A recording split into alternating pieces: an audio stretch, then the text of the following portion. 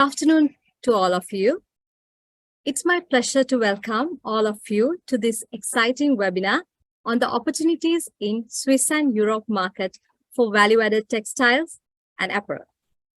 My name is Yashrika and I will be your host for today's session. Let me provide a little introduction to this webinar series with the kind assistance of Switzerland Embassy in Sri Lanka and Swiss Import Promotion Program. 3 market studies were carried out on value-added textiles, fish and seafood, and processed food sectors of Sri Lanka to find out the opportunities in Swiss and Europe market. Currently, these 3 market studies have been successfully completed, and the valuable insights highlighted from the studies are planned to be presented through a series of webinars to Sri Lanka's exporters. Accordingly, this will be the first webinar of that series. Therefore, launching the webinar series, I would like to cordially invite Ms. Malini Baddegamage, Acting Director General of Sri Lanka Export Development Board, to deliver the welcome remarks. Over to you, Madam. Thank you, Yashika. Good afternoon to all of you. On behalf of the Sri Lanka Export Development Board, it's my privilege to welcome Mr. Rahul Imbek, Deputy Head of Mission, Embassy of Switzerland in Sri Lanka, Mr. Clement Graf, SIPPO Head of the Program, and Mr. Giovanni Beatrice, SIPPO Sector Expert, Value-Added Textiles and Apparel. I welcome all of you for this webinar today. And all the participants also who are participating at this webinar, I welcome all of you. I would like to take this opportunity to extend our sincere thanks to the Embassy of Sri Lanka in Embassy of Switzerland in Sri Lanka, Swiss Import Promotion Program, and State Secretariat for Economic Affairs of Switzerland for providing this valuable benefit for Sri Lanka. Our sincere appreciation also goes to the permanent mission of Sri Lanka to the WTO in Geneva for all the support provided in initiating this program. With the kind assistance of the Embassy of Switzerland in Sri Lanka, Swiss Import Promotion Program facilitated EDB to carry out 3 comprehensive market research studies for selected Sri Lankan export product sectors, namely value-added textiles, sustainable fish and seafood, and processed food, aiming to better integrate Sri Lanka into the world market. We are grateful for SIPPO for making arrangements to conduct these 3 market research studies through competent international sector experts to provide first-hand information on market access requirements to the EU market. EU is Sri Lanka's 2nd largest market, which contributes for 24% of Sri Lanka's total export earnings at present. We believe the market studies will provide valuable insights for Sri Lankan exporters to explore the potential and expand the market share in the EU market. More than 6,000 products are currently eligible for zero duty access to the EU region under EU GSP Plus scheme. Sri Lanka has potential to expand the market share by entering into new and untapped markets, enjoying the zero duty market access offered under the EU GSP Plus scheme. EDB has made arrangements to disseminate the research findings among Sri Lankan export community and relevant private and public sector organizations via a series of online sectoral webinars, which we are launching today. The reports will also be made available in the EDB website for the benefit of the public. The webinar today, which is the first among the 3 webinars, is focusing on the value-added textile and apparel sector. As you all know, apparel sector generates more than 40% of the export revenue for Sri Lanka and has been a significant contributor to the economy for several decades. Therefore, I trust the market opportunities which will be highlighted during this webinar will be useful for the growth of the Sri Lankan apparel sector in time to come. Finally, I extend my deepest appreciation again to the Embassy of Switzerland in Sri Lanka, Swiss Import Promotion Program, State Secretariat for Economic Affairs of Switzerland, all the participants and speakers who have dedicated their time and efforts to make this webinar a success. I invite all participants to actively participate and engage with the discussion and gain the maximum knowledge out of this program. Thank you. Thank you, ma'am. As mentioned earlier, Embassy of Switzerland in Sri Lanka extended a huge support in making this event a reality. So we could be honored to invite Mr. Raul Limbach, Deputy Head of Mission, Embassy of Switzerland in Sri Lanka, to address our audience. Good afternoon, everyone. It's a pleasure for me to be saying a few words on behalf of the Swiss Embassy here in Sri Lanka. Thank you, Madame Badegamaj, for your kind words. And really, we had the chance to have a very interesting and fruitful relationship all throughout this project. And that was wonderful. If I go back a little bit, we signed the MOU at the end of last year between ADB and Swiss Contact for SIPPO.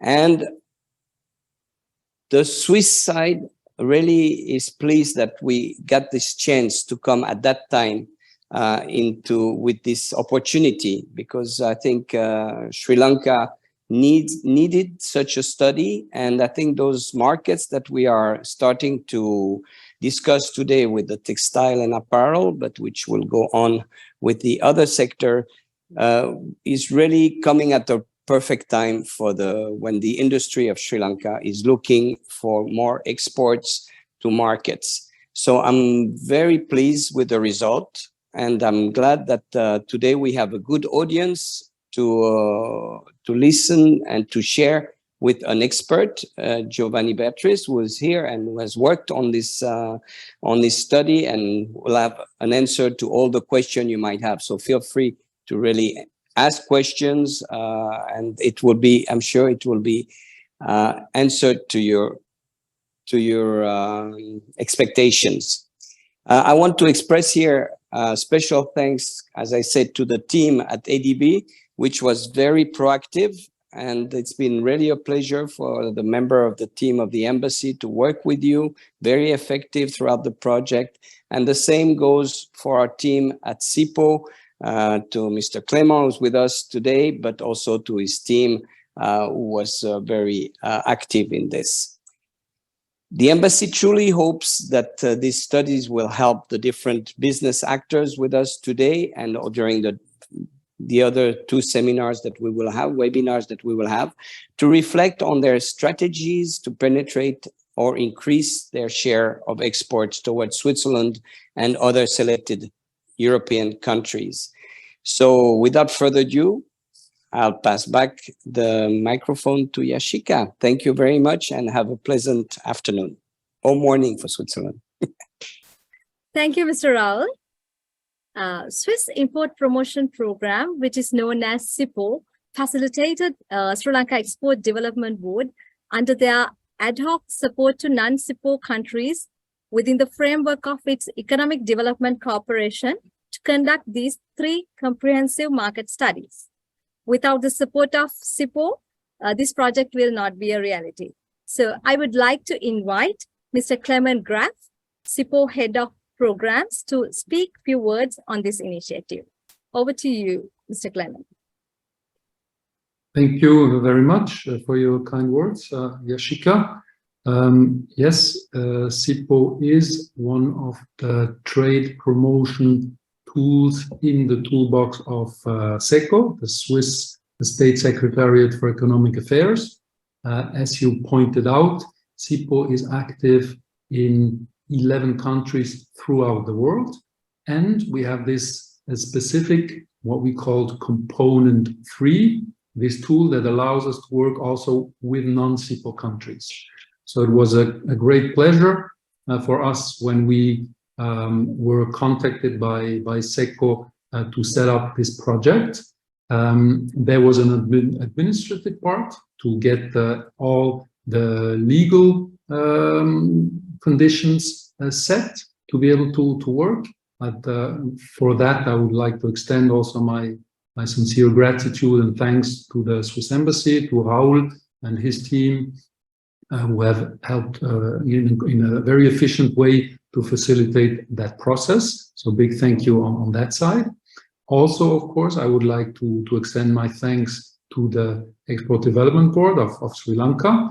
We've done projects in different countries, and we know that a big part of the success of such a project is to have a competent, reliable, engaged partner on the other side. So EDB has been exemplary in supporting and facilitating this process as well. So thank you to EDB and the whole team for having been a great and reliable partner throughout this process, and which concludes for the value-added textile part today with the dissemination of these studies.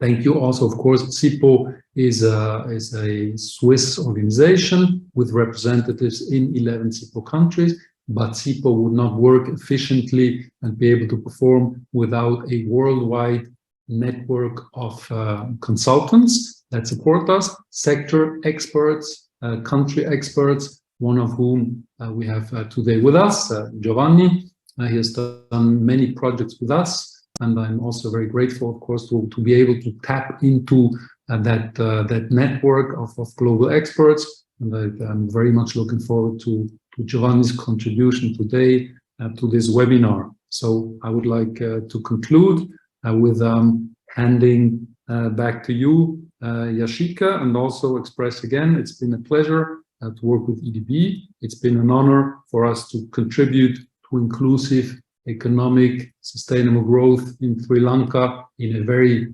small way with these studies that we could do with you. So thank you very much to everyone, and handing back to you, Yashika. Mr. Clement. So it's time to invite the SIPPO sector expert, Mr. Giovanni Beatrice, to conduct the presentation. If I provide a brief introduction, Mr. Giovanni is a creative fashion entrepreneur, building bridges between supply and demand, supporting garment manufacturing organizations worldwide on strategy, marketing, manufacturing, and CSR.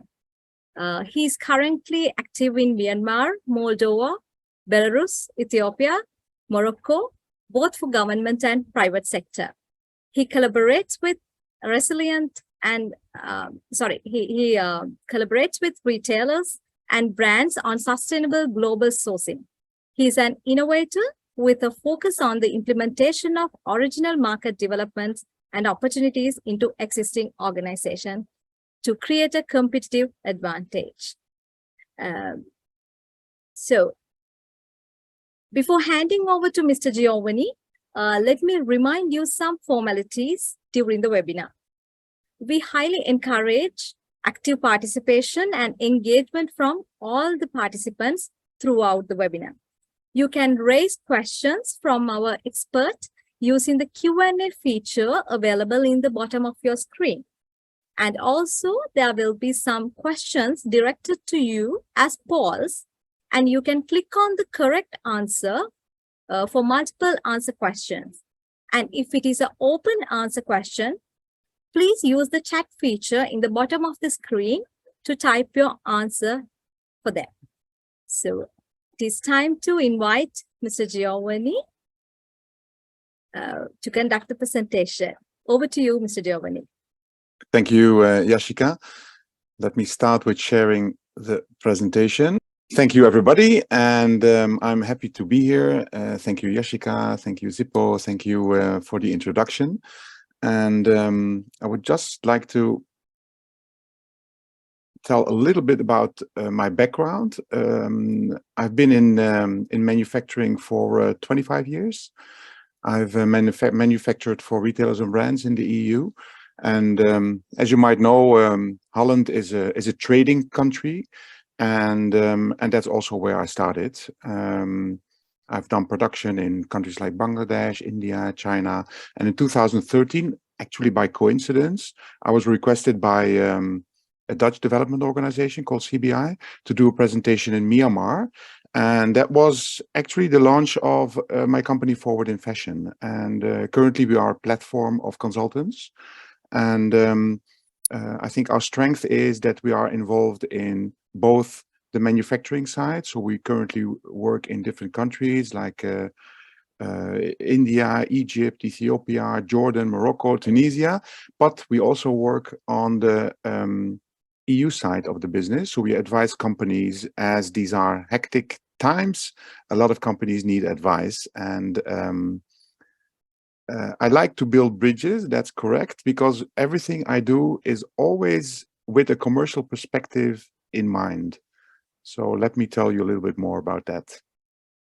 So we are facing some challenging times. As you all know, we have inflation, high inflation in the Netherlands. We're facing climate change, biodiversity collapse. Yesterday, the day before yesterday, it was 30 degrees. Yesterday, it even snowed in France, I heard. So it's really changing. There are a lot of governmental legislations, buyers' requests for change. There's consumer pressure, of course, the war between Russia and Ukraine. So there are a lot of things happening, and as many manufacturers are struggling what the direction should be for their business, it's the same with buyers, actually. The market is not as before, and people understand they need to change. They do not only need to change, they are forced to change by new rules and legislations. And I'll try to explain to you what the changes are, but also try to show you what your opportunity could be implementing those changes. So I would like to ask you one question, and then I'll explain to you about some legislations that are coming up. So we all have this natural gas problem since the war between Russia and Ukraine. At least we have a lot of gas problems. And we are now, I think, getting a big part of our gas from Norway, I believe, and to compensate the lack of gas from Russia. But now that we have lack of gas, we are all thinking about alternatives. We are inventing alternatives to gas and implementing. So when do you think there is no more natural gas left in Mother Earth? What's the time period that all the gas has been removed? So I would like to ask you this question. Yashika, could you share the results of the question? So 2045, 2060, 2100, and 2500. It feels for me also as 2500, but let me share with you an overview. That's this overview. And you see that there's no more natural gas in our Mother Earth by 2045. And that is in 20 years. But even more important, look at the metals. The metals antimony and lead and indium. These are all used in creating batteries, for example. And you all know that we are moving towards more and more cars on electricity and storage of renewable energy, and that will become a problem because by 2030 all these metals are gone. And there's of course another big challenge, which is most of these metals are in hands of the Asian side of the world, so it's not found in Holland, and so we depend a lot on the availability of these metals. So what is next? The next question is, I would like to ask you is, what product category, what sector do you think has the biggest impact on the environment?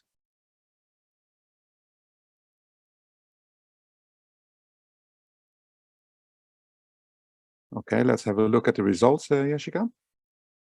Meat, building, construction, consumer products, traveling, and apparel. And we all know every presentation on apparel always starts with how bad the apparel industry is, what's the big negative impact on the environment. And of course, that is true. And most of you have selected apparel, 39%. But let me show you what is the true situation.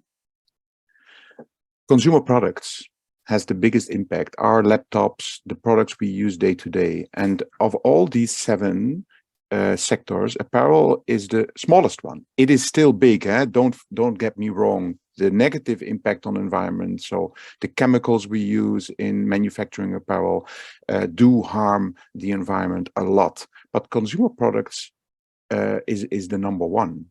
And these 2 questions I've asked you is also the main reason why we are developing new legislation in the EU. So why? Because first of all, we need to start the recycling process because soon, as you know, we are out of precious metals. So the only way to reuse them is by recycling. Second is that we are contaminating our environment, and we need to protect the future for our children. And that is why I think all over, I know there's new environmental regulations launched in China, new environmental regulations launched in the EU, all over. We are forcing everybody from consumer to sector to change. And we are currently talking about recycling. Recycling, of course, is a solution to a problem, a major problem of waste. But ultimately, our higher goal is we want to have a circular economy. And circular economy means there is no waste. Every input material keeps on being used in our circular economy. That's the higher goal. And in order to force everybody towards circularity, our government has introduced a lot of new regulations. So first of all, what I notice here in the EU, we need to change consumer behavior. We separate our waste, and we need to think on how to buy products and use products in a different way. So a part of the legislation, the EU Green Deal, is focused on changing the mind of the consumers. We need to start valuing secondhand. We need to start repairing and not just throw away. Fast fashion, everybody knows, means we buy, we use one season and we throw away. We should not think like that. We should think in no fashion or old fashion. There is no old fashion. There is just fashion, and it keeps on being in fashion. So it doesn't matter whether it's 1 year old or 10-year old. It should always be wearable. We should think in upcycling solutions, in recycling solutions. And what I see is that, especially on the next generation, this mentality is changing, which is step 1 to the final solution for creating a circular economy. Poll 3, what is the fastest growing market in apparel? Can you please use the chat to send your thoughts on that? So the fastest growing market in the apparel industry, in the EU. Looking forward to your thoughts. Well, I like your creativity in your replies. I can see many different thoughts: sustainable products, but also product specific, kids wear clothing, sustainable products, outerwear, sportswear. So I noticed by the replies you give that you know what's happening in the industry. Reusable. Very good. But actually, there are a couple of people who send the correct reply: reusable secondhand market. That is currently the fastest growing market in the EU. And if you look here on the left bottom side, you see this store with secondhand clothing. And this concept was launched, I don't know, 20 years ago, and it was meant for people who didn't have any money.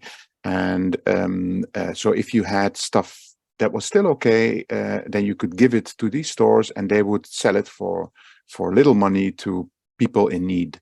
That was the original concept. Now it's booming business and everybody is buying there. So no matter how much money you earn, you go there to see what's interesting for you to purchase. But you can also see 2 brand names, the North Face and Tommy Hilfiger. And both are big international organizations, as you know. And they also developed the concept of taking back used clothing, not to recycle, but to resell. So they're taking back, they're repairing, they're washing, they're cleaning, and they're selling it in their special secondhand clothing stores. So secondhand market is the biggest growing market. And you need to start thinking about how could you, as a manufacturer in Sri Lanka, use this opportunity of selling products on the second-hand market, which of course is a challenge because you are a manufacturer of products based on virgin materials. So next question, if we look at all the waste that we recycle worldwide, so what's the percentage do you think that we recycle our waste? Less than 10%, between 30 or 50%, 50 to 75 or 75%. So we throw away metals, we throw away wood, we throw away well, different kinds of day-to-day materials. So how much is being recycled worldwide? I'm very curious to see your reply on this question.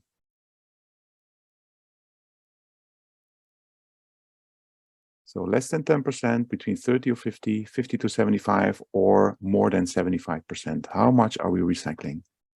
Let's have a look at the outcome of poll 4. Less than 10%, 48% of you all think it's less than 10%, 40% thinks it's between 30 and 50, and then 10% between 50 and 75, and 2% more than 75. I think those 2% are mainly the people from Switzerland. And why? I'll show you. So the potential of circularity, our world is only 8.6% circular. So of everything we throw away, including precious metals, consumer goods, we are only worldwide recycling 8.6%. And it's very frustrating on one side, but a huge opportunity on the other side, because waste represents value.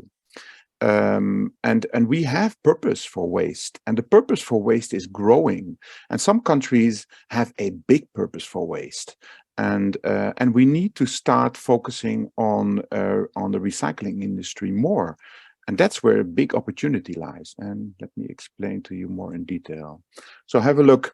Switzerland is recycling 52%. It's the #1 recycling country in the world, 52%, which means they found an added value purpose of recycling waste to a percentage of 52%, which means that they have found a lot of solutions, recycling solutions already. And the mistake many people make is when they think about recycling, they are putting their money in development and innovation and trying to find solutions, which of course is a good idea. However, there are already a lot of solutions out there, and Switzerland is showing it with this number of 52%. We just need to copy paste. If you, I once was at a ZDHC presentation, and the director of Nike said, people listen, we don't need to invent anything anymore to become more sustainable. Everything is already invented. But what I often see is that people are not researching what has already been invented and trying to implement or select and implement innovative solutions. So Switzerland is the proof of a successful recycling country setup. Of course, many other countries are also doing a great job. So if we look at the global consumer trends, we see a changing in consumer behavior. Of course, sales online, social media, mobile shopping, personalization, we want everything to be special. What also is a very interesting thing is, instead of guessing a trend 6 months in advance, manufacturing it as cheap as possible, getting it into the EU and selling it, and then pushing it into the market, it is changing now. Online and internet gave us the opportunity to start measuring what the people want, and then producing fast what the people are looking for online and offline. So it's more a demand-led supply that we are moving towards, which is a good thing. So it means we need tools to do it. Artificial intelligence, algorithms, also think about digital fashion. I explain a little bit more later. And perhaps even think about pre-selling. We see more and more companies that offer products that are not yet being made. So you can buy a product in a store as a consumer, and then you wait 2-3 months before the product is delivered. That's pre-selling, but you manufacture what has been sold, which means less waste, ultimately. And of course, there's an increasing demand for sustainable fashion, growing second-hand market. We want durability. We want products to last longer, not only one season. Homemade products, production moving back to the EU, seasonless fashion, sustainability, sustainable materials, products with a story. People would love to hear more and more about who has made my product and how is it made and why is it special. And we need to understand that waste represents value. So let's look at the sector trends.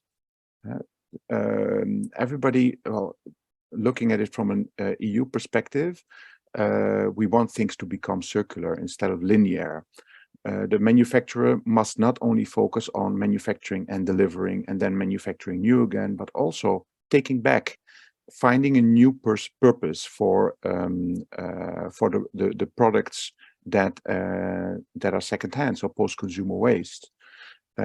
Use of sustainable materials, of course, the carbon footprint, I will tell you more later. Minimizing impact, produce, measure, improve, reduce, which is ultimately efficiency of manufacturing. Reducing impact, reducing waste.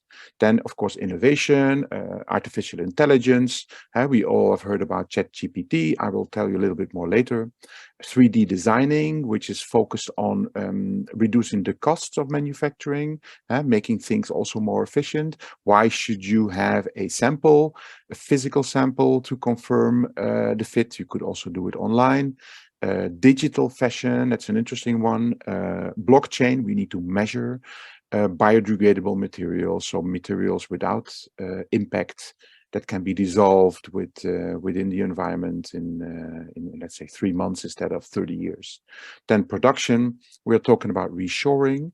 The trade war between the US and China has led to the Chinese moving out of China, investing into new countries, Myanmar, Vietnam, Ethiopia, so Africa region. Buyers who are understanding that having the right product in the store at the right time is more important than being the cheapest. That's the Zara model versus the H&M model.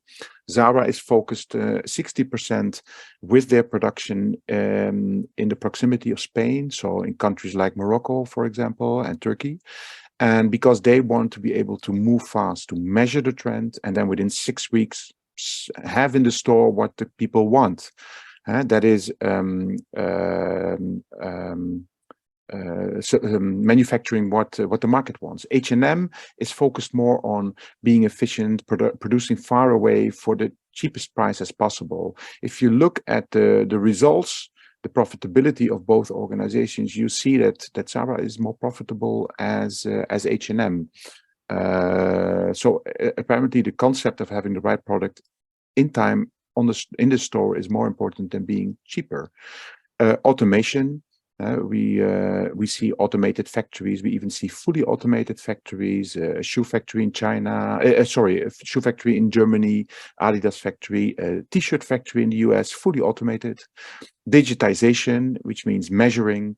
Everybody's looking for flexibility. It's no longer 100,000 pieces in one color. We want a lot of small orders, high speed, high flexibility, and of course, speed to market. Upcoming regulations, and again, I will go into detail a little bit later. So we have a very important one. The extended producer's responsibility has been launched in 2023. I'll explain to you a little bit later. We have the Green Claims Directive, the EU Green Deal. Then we have new certifications like the GRS, the Global Recycle Standard, Cradle to Cradle, and we have industry initiatives which are always promote wherever I go. And one of it is Fashion for Good, which I will explain a little bit later also. So this year, 2030. By 2030, textile products placed in the EU market are long-lived and recyclable to a great extent, made of recycled fibers, free of hazardous substances, and produced in respect of the environment, blah, blah, blah, blah.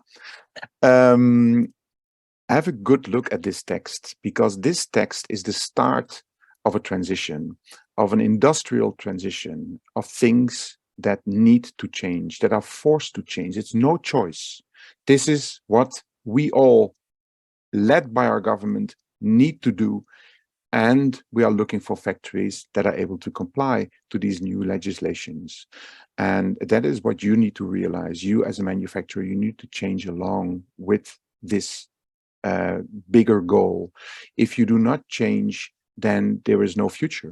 So you need to understand what the EU market wants and think on how you can comply to the future expectations. And this is not future, this is the year 2030, so it's not even so far away. So extended producer's responsibility. This is a very important one. The first part has been launched, I think, last month.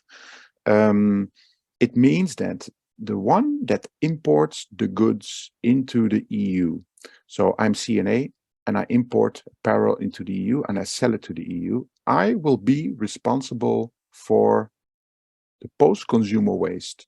So once the consumer has used the product and throws it away, it becomes my responsibility, and I need to comply to legislation and standards. And if I don't comply, I need to pay.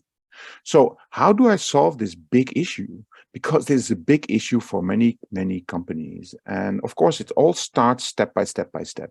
But ultimately, we want everybody to take responsibility. And a big focus is also increasing the textile content of products. We want products to be made from recycled content.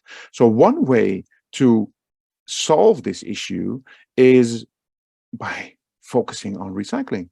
So what does that mean? Recycling means collecting the secondhand waste, finding a recycled purpose that is adding value.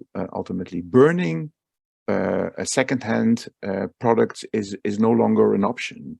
So we need to start thinking about recycling solutions. And who will take care of this? That's the manufacturer. CNA, H&M, all the big EU organizations will knock on the door of all the manufacturers and will be looking for solutions.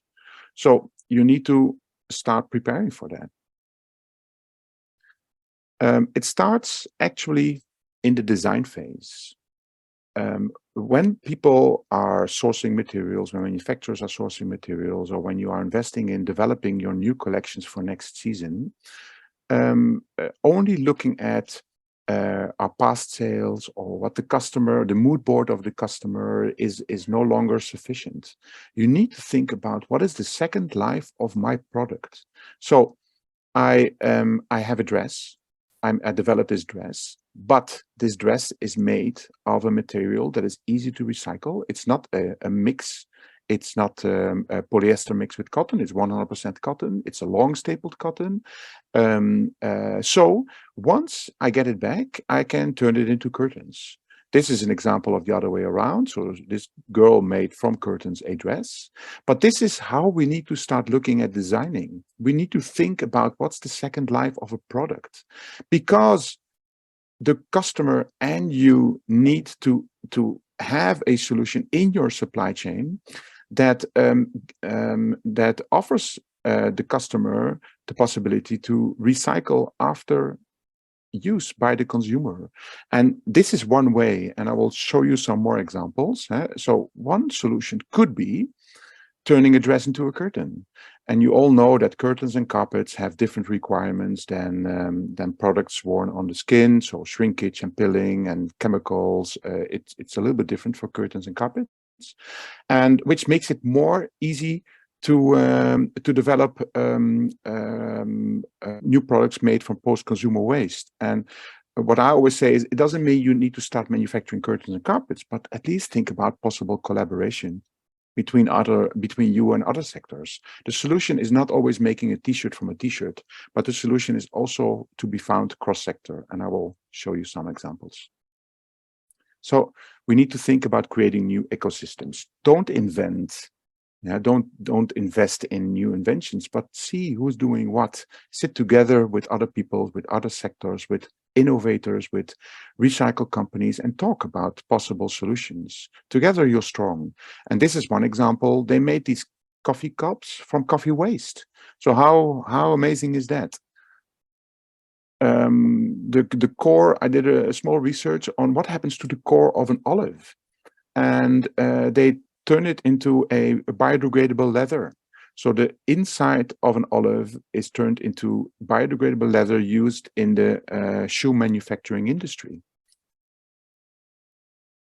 This is a very nice example. It's actually a startup that's funded big time by the Dutch government. And I'll tell you why this is so special. These products are made 60% of recycled clothing. The company is called Greenful. These are construction materials. They are biodegradable, so there are no harmful chemicals used, water resistant. So this factory will collect secondhand clothing and will turn them with using a non-chemical binder into a construction material.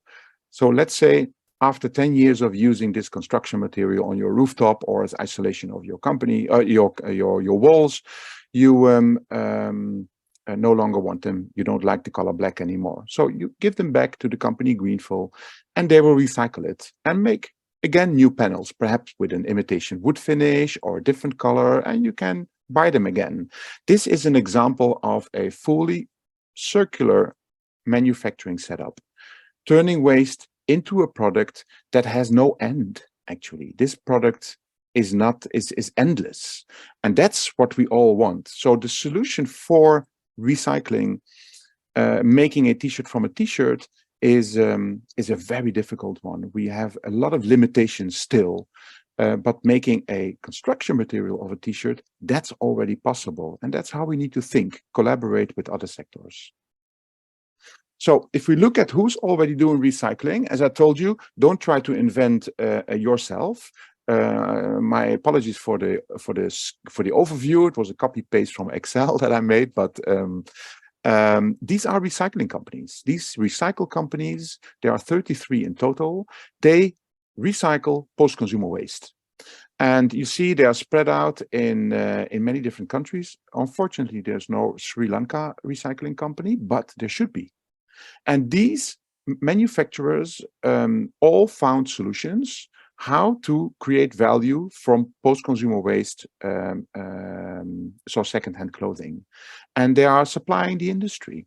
Some supply the construction industry, others supply, like Wolcott, for example, supplies the apparel industry. They use secondhand clothing to create new fabrics for interior, but also for apparel. So what I advise you as a sector, but also as a company, first do your research, then make a selection from these factories and start to approach them. Why not try to use these fabrics made by these companies and offer it to your buyers who are all looking for recycled content? So what's the opportunity for recycling? Let's have a look. By 2030, it's 6.13 billion. So it's growing massively. And that is not strange, because there is new legislation that's forcing us. And I predict that the numbers after 2030 will double, triple easily. So that is where the opportunity is. So as I explained, there are still some difficulties in making a t-shirt from a t-shirt. A lot of those difficulties are physical difficulties, so shrinkage is too high or the pilling is too high. What about the chemicals? Can we comply to REACH when we recycle post-consumer waste? So that are challenges, but there are also solutions.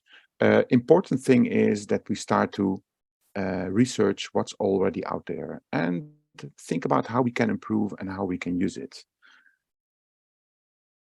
So specific activities that suppliers will be expected to engage in include: you as a supplier, you need to focus on designing products for circularity and recyclability. As I explained, you need to think about using biodegradable materials. You don't need to make biodegradable materials, and I'll show you some examples, but at least source biodegradable materials. And what is important is when you do something special, show you're doing something special. Sometimes I visit factories and I start to talk and I start to do my research, and then I discover so many amazing things they do.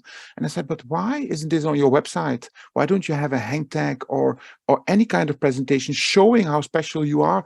They forget. It's almost normal. So you need to not only invest in doing special things, but also present it to your buyers and the market. And I have some nice examples to show you also. So get involved. Fashion for Good is a beautiful example. It's an organization funded by the CNA Foundation, and they have a big database of supporters. Let's say Stella McCartney, Adidas, Zalando, all the big companies are connected to Fashion for Good, and they source innovators worldwide. If you go to the website, you also see many new innovations and companies who have invented a product that is focused on reducing the impact on the environment. So what do? They help the startup to get to the next phase and then connect them to their members, and their members will implement this new innovation. You should be connected to Fashion for Good one way or another, by your BSO, as a country, as a factory, but you should monitor what's happening there, and you should filter what product, what innovation is suitable for you as a sector or as a company. So next question, what is your strategy? I talk to many companies and I ask them, do you have a strategy? They say, yes, I have a strategy. I said, show me the strategy. They said, no, it's in my head. What is your strategy? Innovative production, reducing impact, sustainable materials, others. Let's have a look at the results. Innovative production, 24%, reducing impact, 24%, sustainable materials, 44%, and others, 7%. Of course, I'm curious to understand what is others. But this is a difficult one, which one to choose. And it starts with creating your strategy. Put it on paper, talk with your people, talk with your mid-management, involve them in your decision on where to go to the future. Also involve your customers in creating your strategy. So let's have a look at a carbon footprint. This is one of the things companies are struggling with, specifically when we say a supply chain carbon footprint. And the EU wants to reach climate neutrality by 2050. This is legally binding. And I think even the Netherlands is not complying, which means it'll cost us money. So we have a big discussion with farmers to reduce the stock of animals and to comply to the carbon footprint. 55% CO2 emission reduced by 2030, which is a big target. And please reply this question. If we talk about supply chain carbon footprint, many buyers now are asking for it. Who do you think is responsible? The buyer, the factory of the ready-made product, supply chain stakeholders, none of the above. Who is responsible? Who should show the numbers on the table? Okay, let's have a look. What are the results? The buyer, 18%, the factory, 18%, supply chain stakeholders, 63%, none of the above, 3%. Let me explain a little bit how this works. So, first of all, In the EU, the buyer is responsible. They need to be able to create a system that shows the carbon footprint of a product that they import into the EU. So in the EU, the buyer is, no, I say it wrong. In the EU, not the buyer, but the company that imports the product into the EU. Can also be the manufacturer, because some manufacturers deliver DDP, duty documents paid, which means they are actually the importer. And that's a risk. You need to realize the risk of that, because you need to comply to the EU legislation. But if the buyer imports the product, they are responsible. But what does the buyer do? They don't have the setup to start controlling every single supply chain partner. And there are many on the carbon footprint. So they will put the responsibility of measuring the carbon footprint in the hands of the manufacturer of the ready-made garment. So what is the solution to that? First of all, I advise everybody always to start measuring the impact of your production facility. Yeah, that will build your experience. And I explained to you how you can do it. Then the next phase is talk to your supply chain stakeholders and convince them to do the same. Once you have developed a system to do it, and ultimately it's focusing on three things, which is energy, fuel, and waste. And once you start measuring, then, and you have the system developed, then you can sit down with your supply chain partners and ask them to do the same, to get a total overview of the carbon footprint of your production of the product that you make. Not only to show what is the carbon footprint, but also to discuss ways to reduce the carbon footprint. So everybody is responsible. In order to create a system where we can calculate the carbon footprint of a product, everybody needs to take their responsibility. So measure. Yes? Sorry to interrupt, Yes? but I think there are some participants who have requested to explain what is the carbon footprint. Okay, I will explain. When we drive our car, our fuel releases CO2 in the air. It's the negative impact on our environment. But it's not only the burning of the fuel, but it's also the energy we use. For example, in a factory, we use energy. And if it's energy created by solar panels, there's not much carbon footprint. But if a lot of energy is made with burning gas or burning wood, in many countries, it's done in a different way. So that has a carbon footprint impact. It has an impact on our environment. And that's what we need to measure. It sounds very difficult. It's not too difficult. And I'll show you how you can do it. Then also what's important to measure, you have the fuel, you have the energy you use, but also the waste.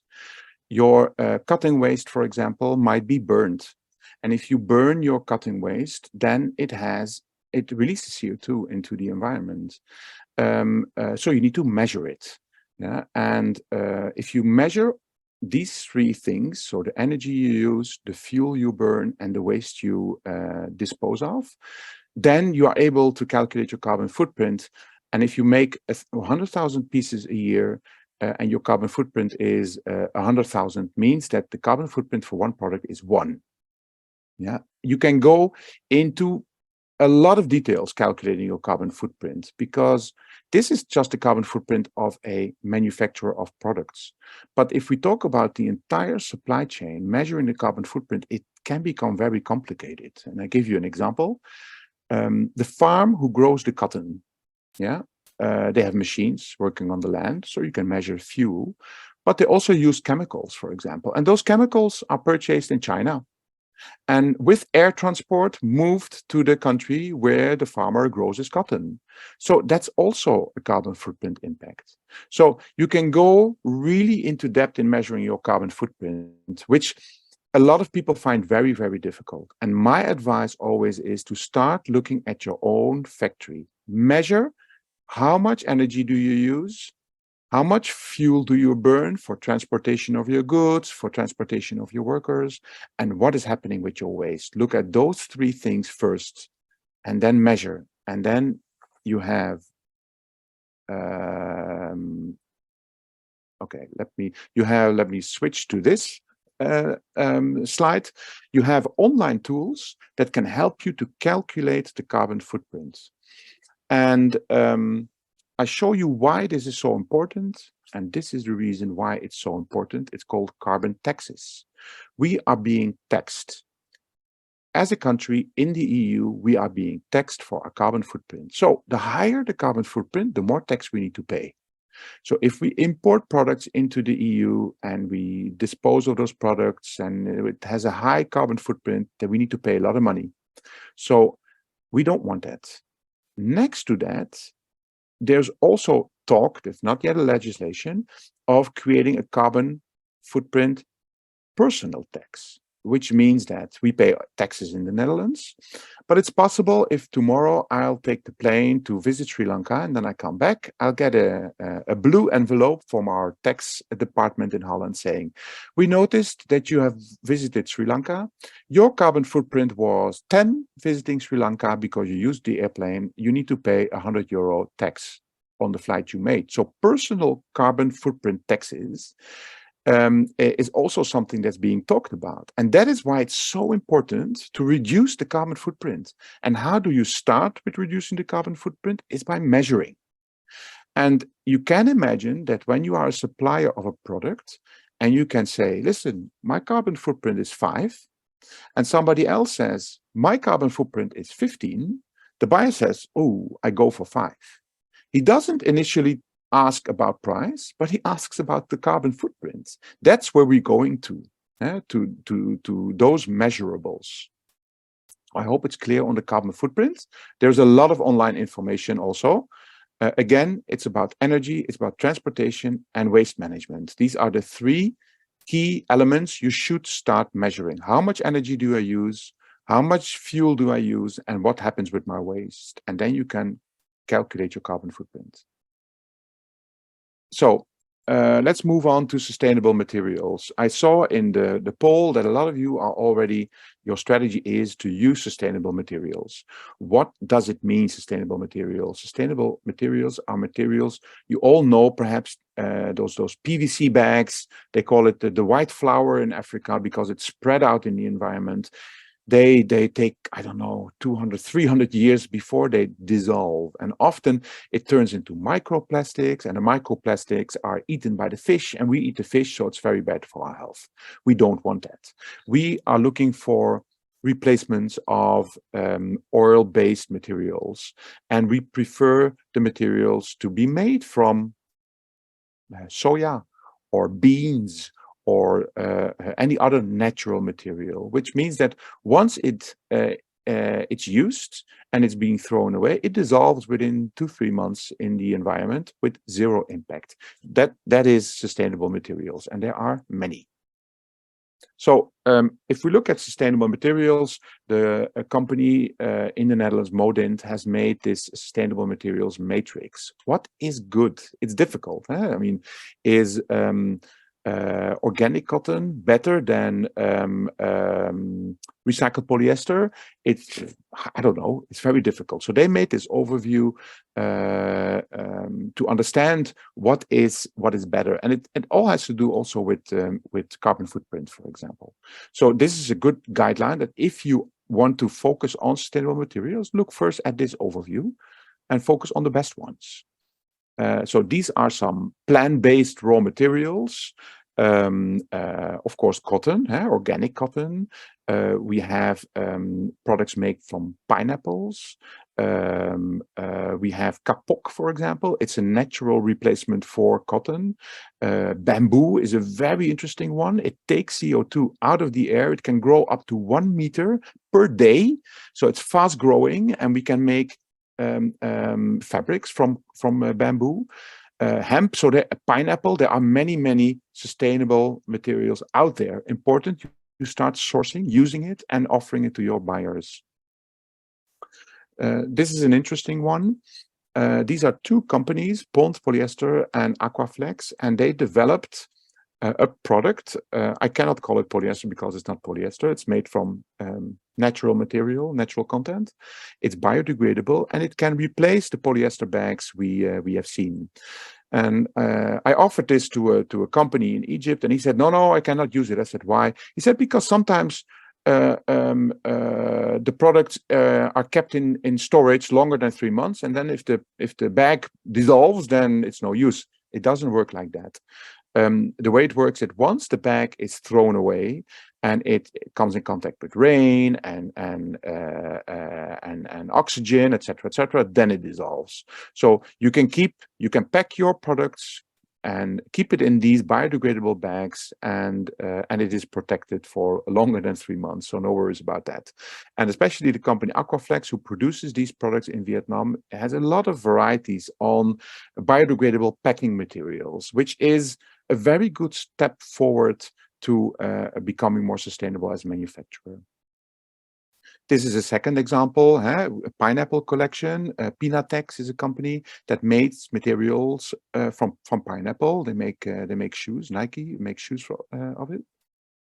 Then, does anybody know what this is? This is a very interesting one. I was looking at the export products and industries from Sri Lanka, and I noticed one product on there, which I'll show you in the next slide.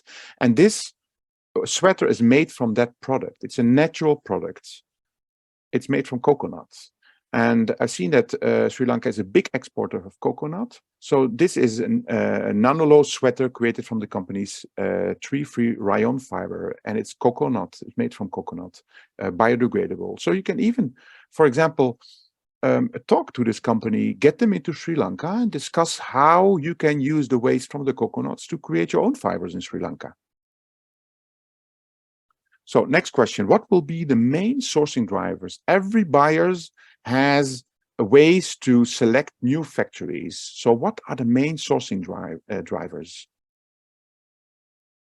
Try to select one. What do you think? Price or design?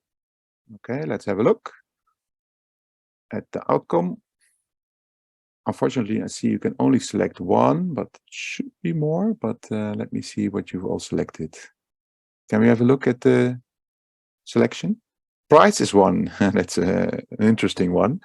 Carbon footprint, good one. 13% carbon footprint, but 36% of you selected price. And I completely understand why. So you are right. Price is a big number one selection criteria, but it doesn't stand on place number one.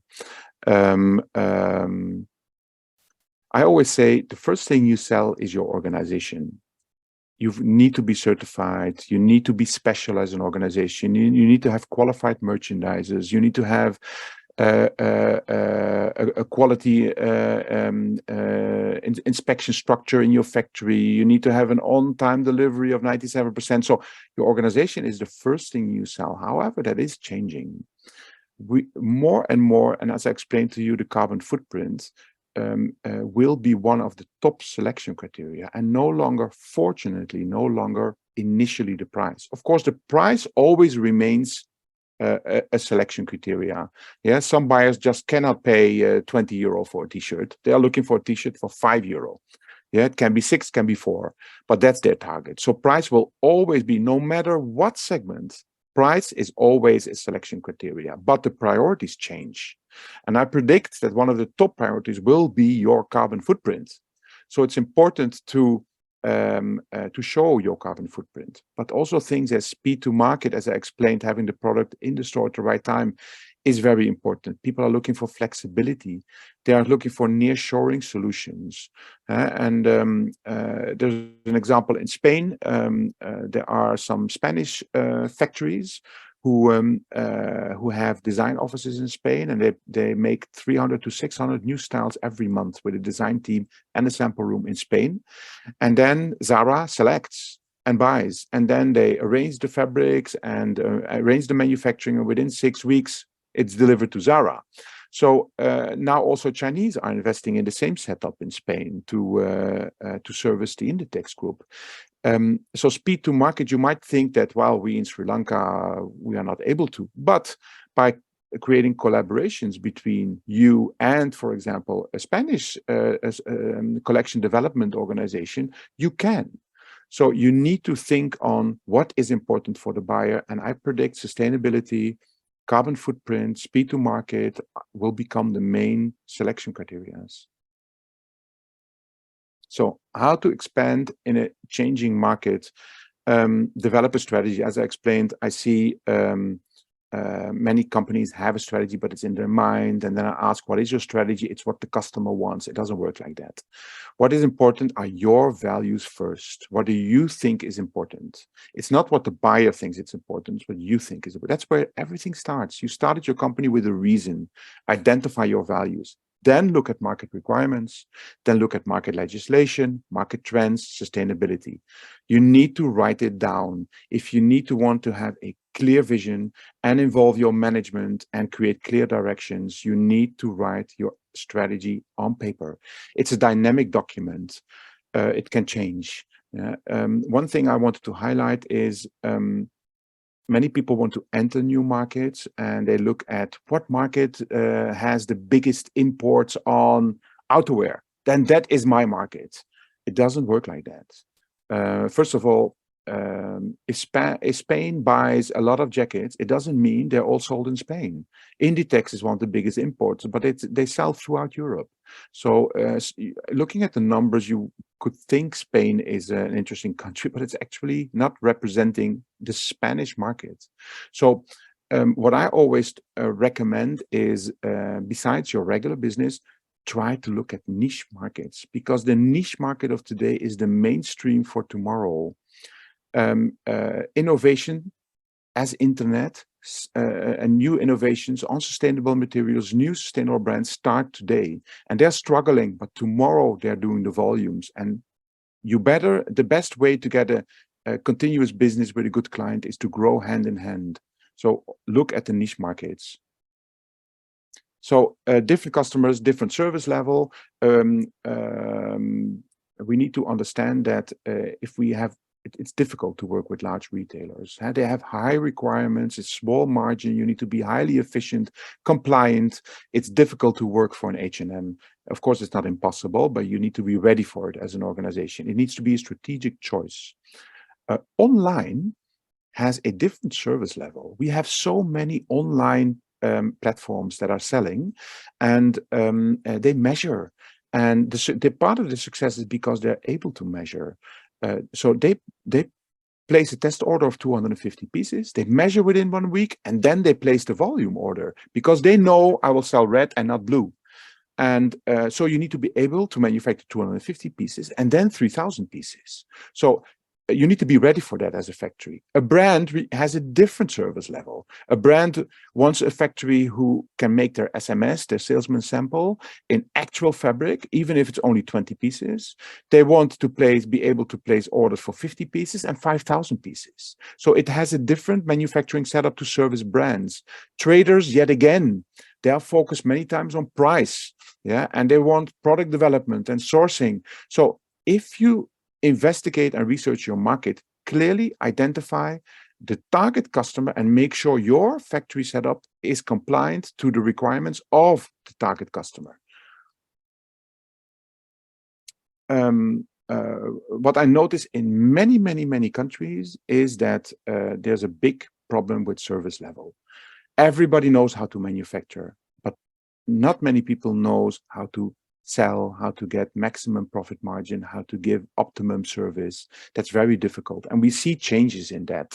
3D visual prototyping. Why send a sample to the buyer? It'll cost you DHL, it's rejected, and then you need to make it again. You can also do it using 3D software. Another thing is keeping never out of stock. There are a lot of fabric suppliers that have never out of stock fabrics and colors. Use it to service those small quantities your customers are requiring. Testing. Testing is very important. Compliance to reach. I see so many companies not testing, and then their products are tested in the EU and they are facing big issues. So you need to make sure you are fully compliant once you start doing business with the EU. Designing or not designing. Designing can cost a lot of money. And the percentage of the customers that come in and pick up your design to place an order is always very small. I recommend also always to invest in fabric sourcing. Ask your buyers for the mood boards and send them new fabric developments every month just by sourcing it from your fabric suppliers. Some smaller companies, for example, they prefer one supplier that can make different product categories. So jackets together with trousers, together with shorts and shirts. It's easier for them. Once they're happy with the service level, the product group can be diversified. And ultimately, try to build a strategic supplier-buyer partnership.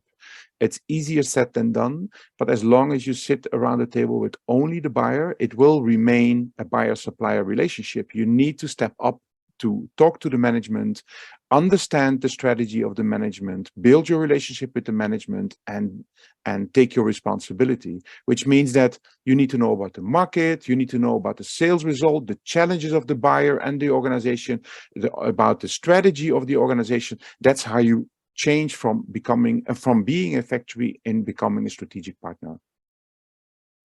So designing.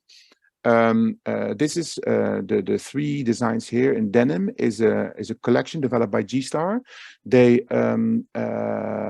It's made by artificial intelligence. So it's not, you have a lot of online tools that you can use, and I have some examples for you. It's not that you just say, I want a denim collection for ladies, and this is the result. You need to create your own algorithm. So you need to tell the design tool, I want a ladies collection, a dress, it needs to be oversized, it needs to be made for denim, and the target group is between 25 and 40, and you need to be specific. The more specific you get, the more do the designs fit your requirements. So using artificial intelligence for creating new designs is something that's already happening. And I don't know if you've seen this picture of the Pope wearing this puffer jacket. This is not, of course, real. This is made digitally. It's also happening. People are already selling digitally made products. And when they sell 500 pieces, they start manufacturing it. So it means you need to make online designs, not even real designs, to start selling it. The bottom part is a girl standing on a rooftop terrace, I think in New York, wearing this trendy jacket. This is, again, a new market that's developing. People are paying money for digital designing. So they don't need a real garment. They will pay for this online design garment, so that on their profile they can show themselves in this amazing design, which it's not even real. Transparency. It has already been going on for a lot of years. We need to have supply chain transparency. People don't want child labor in their supply chain. They want to know who is making what and under what circumstances. And we see a lot of challenges there, but also a lot of tools. Blockchain is one of those tools that can help us. Things need to be certified and labeled. People are showing their suppliers list. H&M, Zara is showing who they're doing business with. Open costing, for example, as a manufacturer, you need to show the costing of your product. So transparency is, of course, non-negotiable. It's very important. One of the ways to do it is a product track and trace. People want to understand from fiber to final product to sold product to second-hand product, where is my product made, how is it made, who made it, and what's happening with the products. 80% of apparel companies lack supply chain transparency, which means that that's where part of the opportunity lies. You need to offer them a transparent solution. Fashion Revolution, it's a company that's doing a great job, and they have identified that 11% of brands publish their wastewater test result. Only 11%. 94% of brands do not disclose the number of workers in the supply chain paying recruitment fees. 24% of so this shows that there's still a lot of work to be done. This shows that the EU market is looking for factories that can help them get to these numbers, that can help them to comply to the market expectations and the EU legislations. So the better you are organized, the more easier it gets for the buyer to comply, and that's where you need to find your challenge. And here's where the opportunity is. You see many organizations that are still not compliant. The lowest scoring brands in 2022, look at those brands. These brands need help. These brands need help improving the measuring their supply chain, measuring their impact. So it will become one of their selection criteria soon. And that's the way to open the doors to new buyers and markets. Show them you have your things in order. My product has this impact. My supply chain is this way transparent. You can measure it like this. If you set up your supply chain like that, you will add a lot of value to these brands that are all struggling. So what can you do to get noticed? So you are a factory in Sri Lanka. So how do you get noticed in the EU market? Can you tell us in the chat, using the chat, some of your ideas? How do you get noticed in the market overall, not only the EU?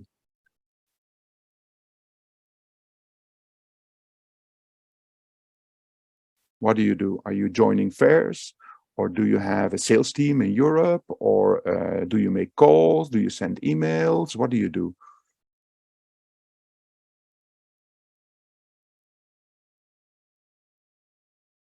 No thoughts on that? Okay. Showing the how carbon footprint through all media. Very good one. I like that one. Visit exhibitions, keep updates. Advertising on transparency. Very good. Differentiate your products. Taking part for exhibitions. Use recycled materials and innovative designs. This is all very good that you're mentioning. Sending emails to global buyers' websites. These are all ways to get noticed. However, how do I as a buyer decide that it's real, you know, what you're saying? How do I decide as a buyer that when you're saying our carbon footprint impact is 10, how do I know that it's true? Yeah, so let me explain.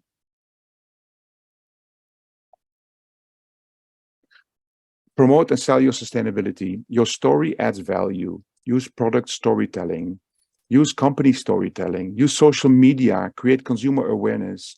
But always support your story with data. There is a lot of greenwashing, which by law is forbidden. You cannot say you're very sustainable if you're not very sustainable. You need to prove it. Yeah, but you need to tell it. And social media is one. Showing your sustainability story on a fair is also a very good one. But what will happen is ultimately the buyer will adapt to your story. So if you tell the buyer, this is a very special product because it has a low carbon footprint, here's the data, it is a very sustainable material, it's designed by artisan women in the mountains of Sri Lanka, then that's a nice story to tell. And the buyer will copy the story and tell it to the consumers. So everybody's looking for this special story, but the special story needs to be true. Yeah? So support it with data. Creating consumer awareness, we need to understand the power of consumers.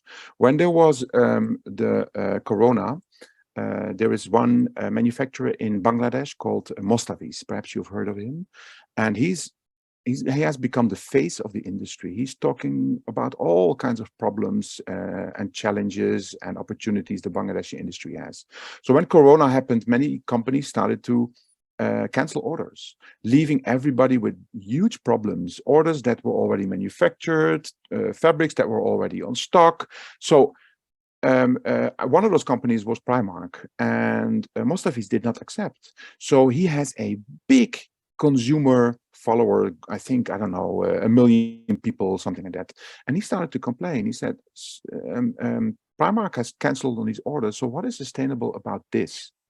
And he pressured Primark, and Primark came back and renegotiated the terms and conditions and ultimately found a solution which was good for both parties. So what I want to say with that is you can use social media not only to pressure your buyer, but also to add value. If everybody is talking about this company, amazing company in Sri Lanka, I tell you, the buyers will want to meet you.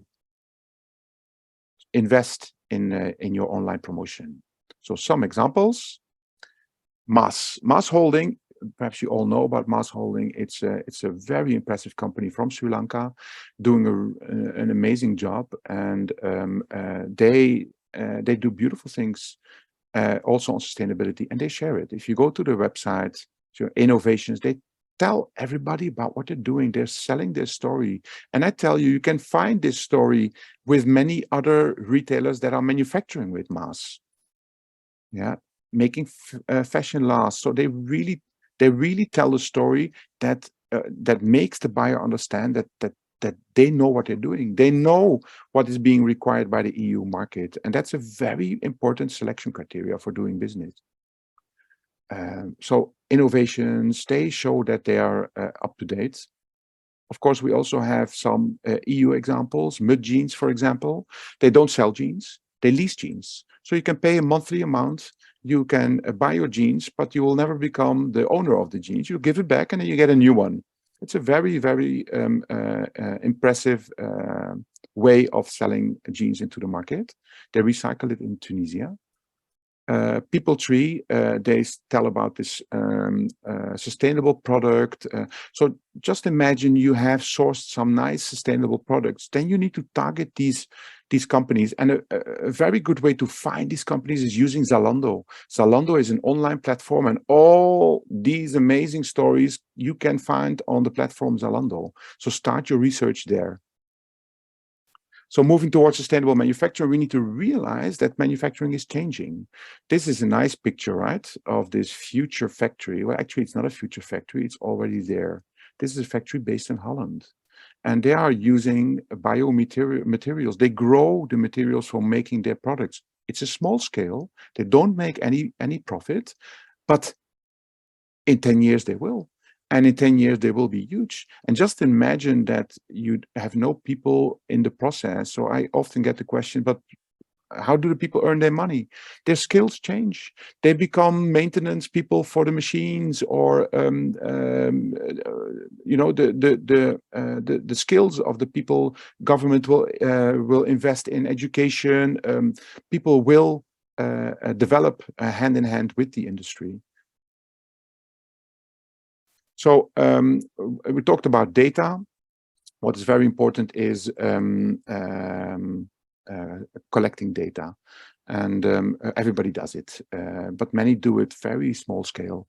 And as a manufacturer, there are different moments in time you need to collect data to understand where you are losing money, to understand where you are gaining money, where you can improve to become more profitable. And these are the moments in the manufacturing process you need to start collecting data.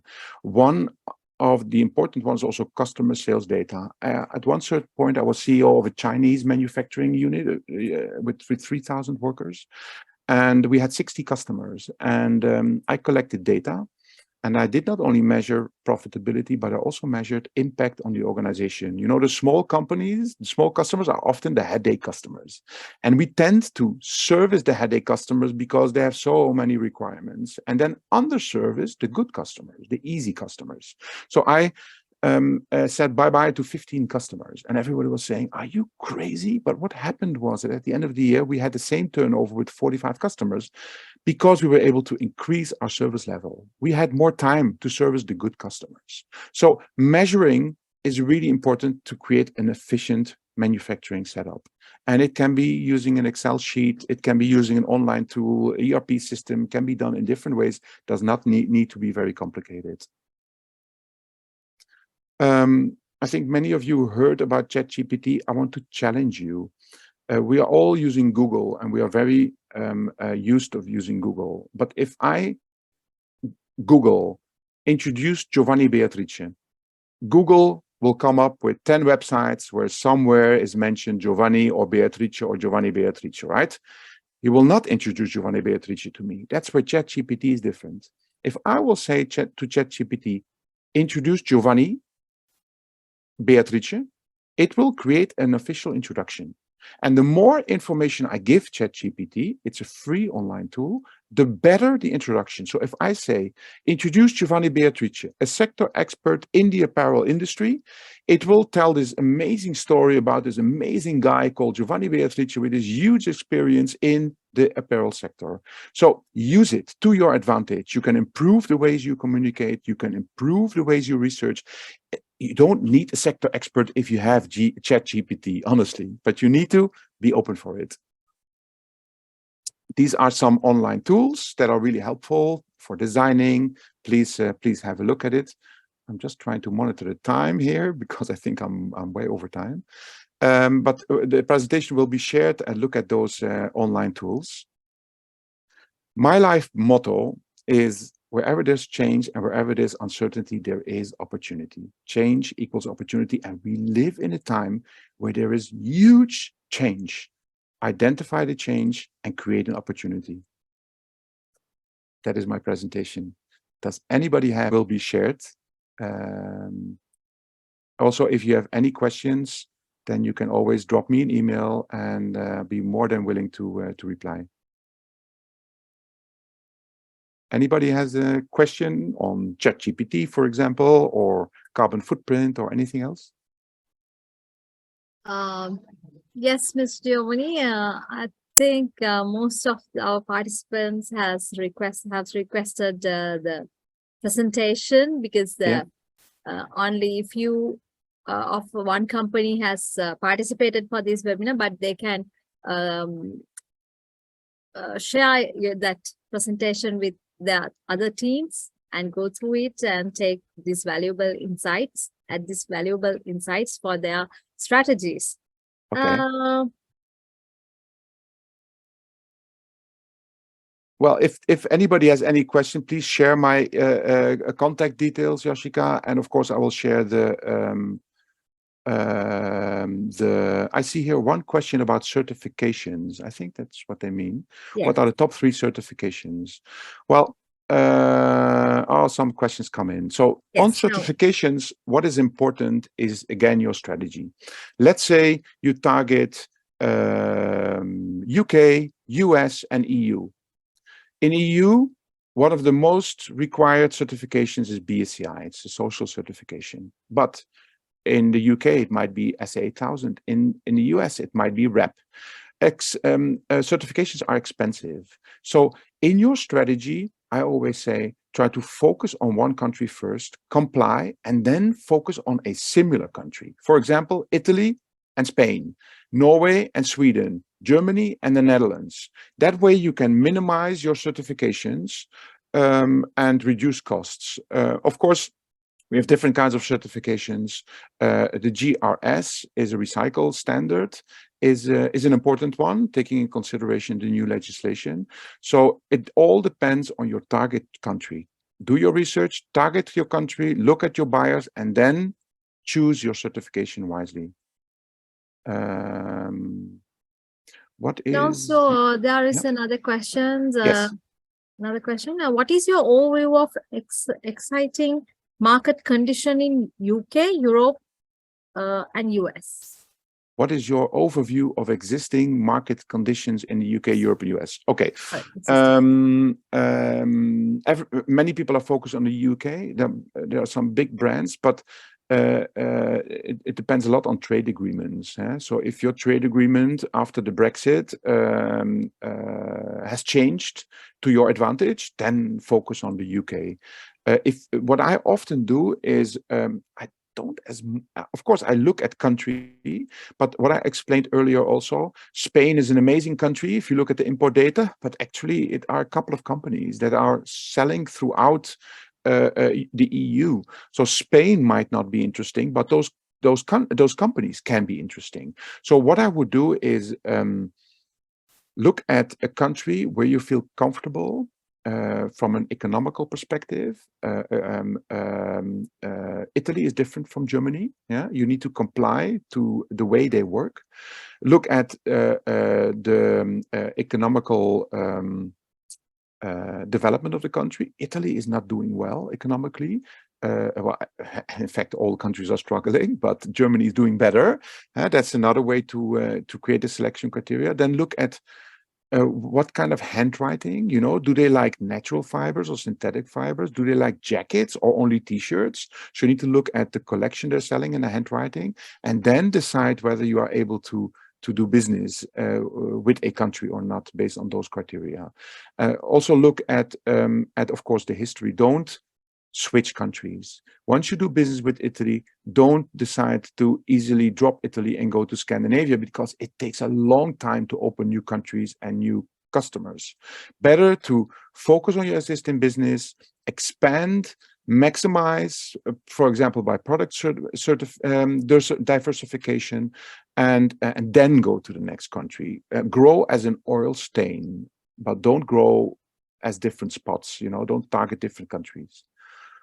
Also, there is another question. Yes.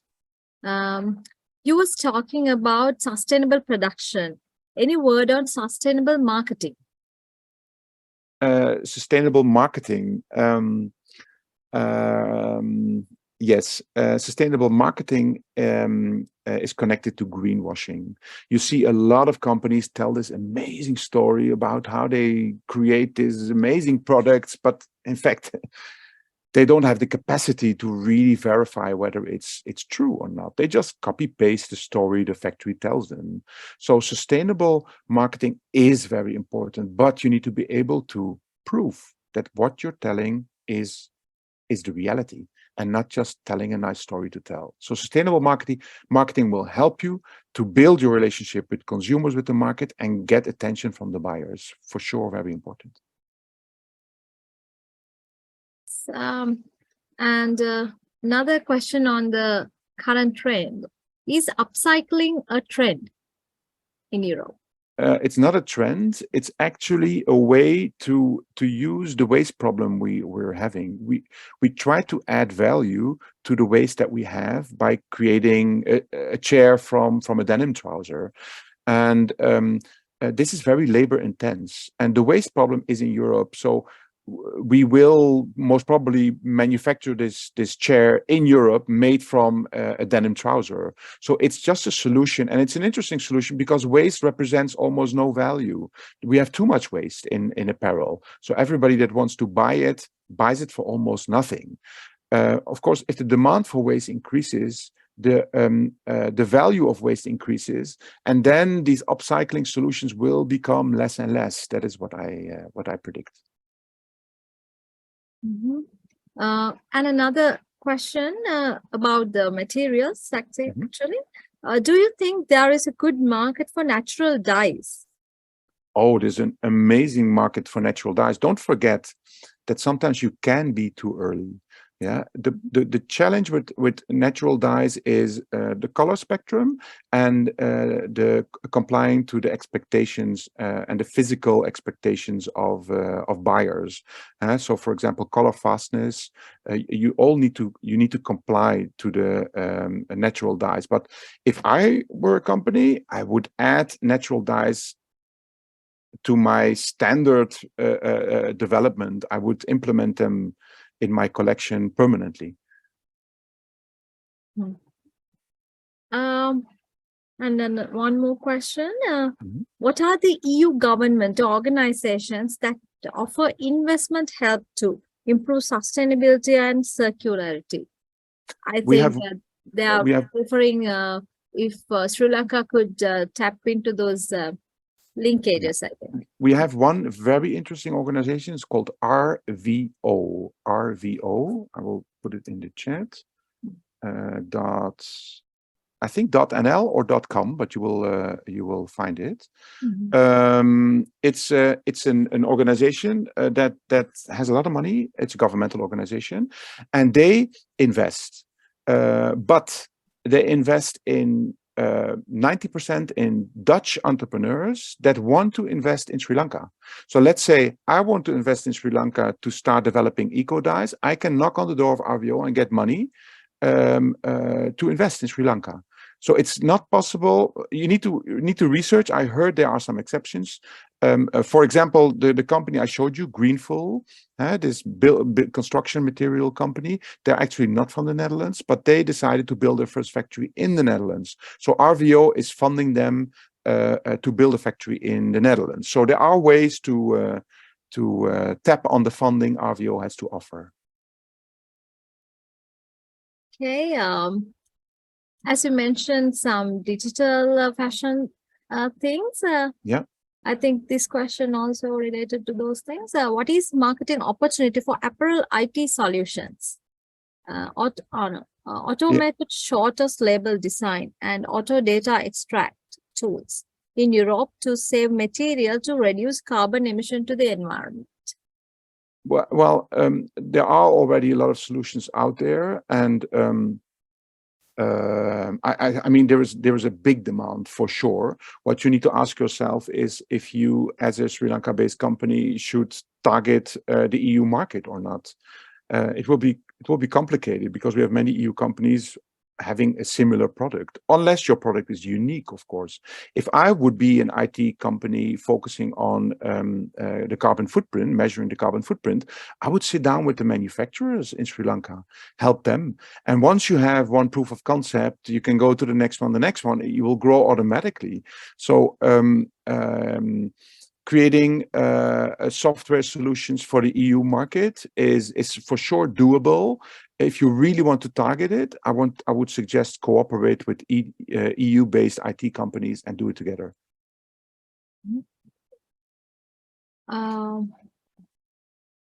Okay, I think with the time limitation, I think I went over time, right? Yeah, but I would like to mention that most of the participants have noted that this is a very fruitful and valuable presentation. So thank you, Mr. Giovanni, for your comprehensive presentation. It gave you a lot all. of valuable insights for Sri Lanka's apparel sector. And as mentioned earlier, EDB has published this market study conducted by SIPPO, expert on the European market for value-added textile from Sri Lanka, in the EDB official website. So let me show you the location where you can access the report and obtain more insights in EDB website. Okay, and I will share with you my presentation, Yashika, so you can share it with all the participants. Yes.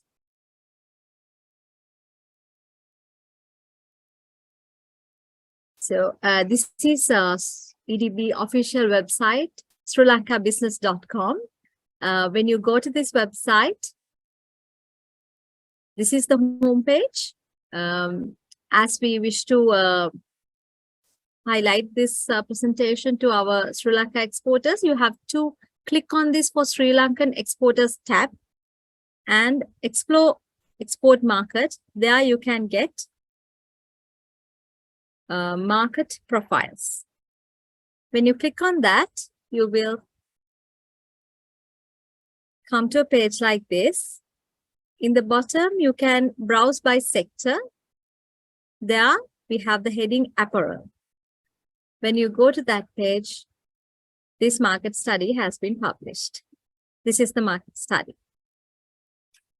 You can view the report and get more insights on this.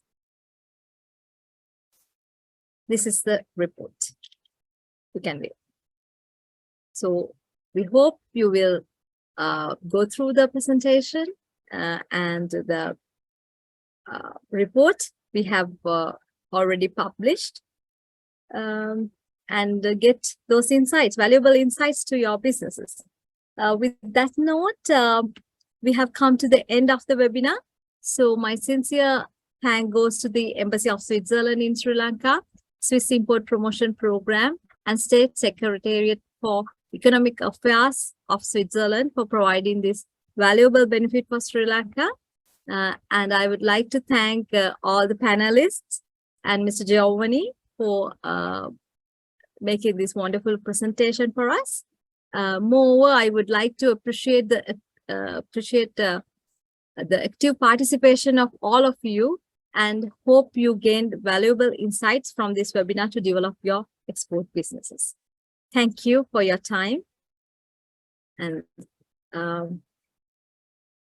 thank you very much. Thank you, Jessica.